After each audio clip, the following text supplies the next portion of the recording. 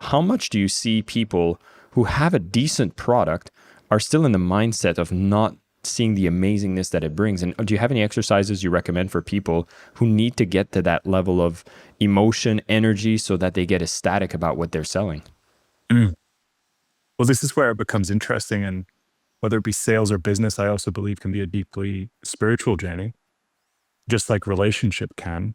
These different vehicles can be mirrors and reflections for us to be able to see where we're maybe resisting. I mean, it's going to be different for everyone, but I know for me on my journey and for what I also see in my clients, sometimes they actually really believe in their product and service. But yet the thing that they need to do to take that product and service to its next level might require them to have more visibility. I mean, I was just speaking to a client an hour ago, and this is what we're working through. And his product and service is like next level. In fact, me are actually, we love it. It's an incredible product. Um, and in order to take it to the next level, it requires our beliefs, our nervous system, our identity to be on board with that being a success. So sometimes we have visibility fears. Sometimes we have self-worth fears. Like, am I worthy of this? Sometimes we just have fear of change, period, that it's going to create something new. And all of these different dynamics personally then show up in terms of like the product and service that we have to offer with the world. And I think this is where it becomes beautiful as we start to really see our products as offerings, really see our services, if we're in alignment to being something that can really support and help people, whether that be in health or fitness or in personal development or in any field. I mean, if that's not in alignment, you're probably not in the right business. If you don't truly believe that your product is to support and help people in whatever way that might be. And that can also be entertainment. I mean, entertainment supports people, music supports people. Um, and once we're clear on that, if that's actually the piece and we feel like we've got it, well, then we can use that as a reflection to be like, wow, like, is there something here within me that is currently limiting my clients, my family, my community from being able to experience whatever it is that we have to offer? And I know I personally find a lot of motivation in feeling into the people that I am surrounded by, whether that be my friends or whether that be my wife, because it helps me get out of my own way. It helps me find that deeper part of myself, which is like, okay, cool. Like, this is more than just about me. This is about us. This is about we. This is about our community. This is about our family. This is about what this product or service may be able to uh, offer the people and our customers that we're here to serve. Well, I agree with you 100%. I mean, this to me, like the first thing you need to love is the impact you make with what you do. So I resonate with that. And you keep speaking about, how we seem to get more in our own way. And it's funny because oftentimes when I'm teaching stuff around sales, I'm thinking about, okay, you need to set up these systems, you need to set up these processes, you need to learn these tricks that makes you more efficient at selling. And although those all have massive improvement, like if I'm working with someone that is already making like $1 to $5 million, and I start applying systems, processes, and techniques to increase their revenue, increase their profits, it's super effective.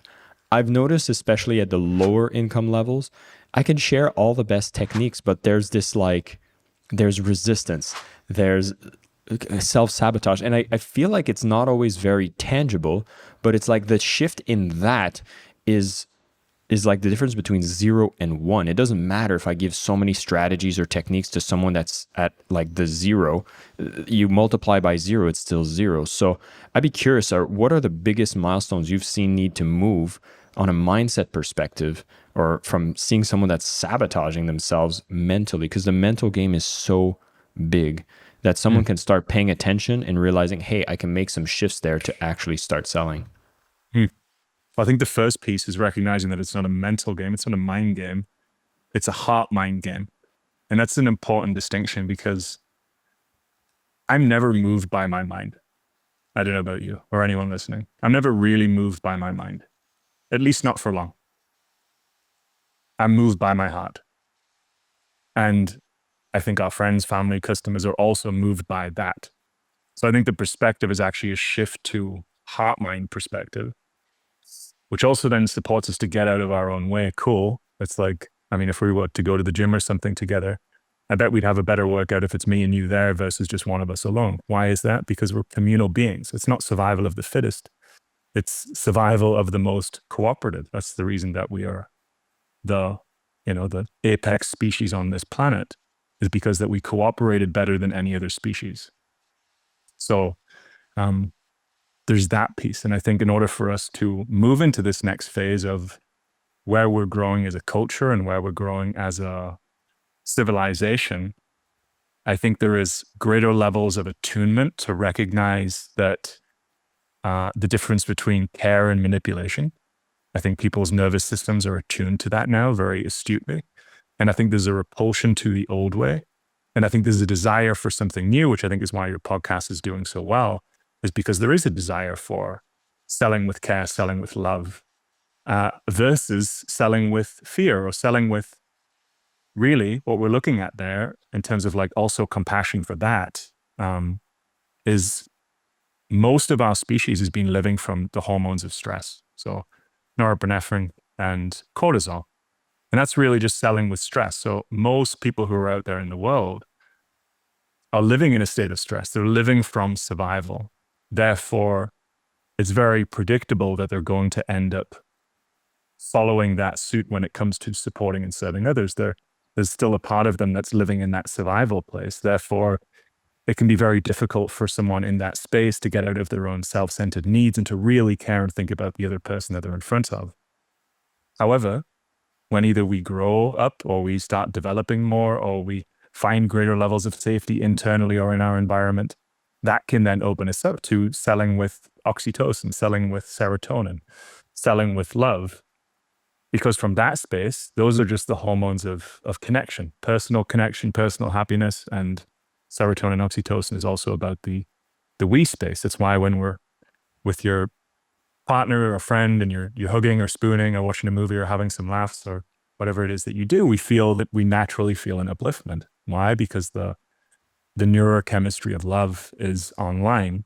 And I think what we're desiring, I know certainly what I'm desiring, is to see more and more and more of that in the world.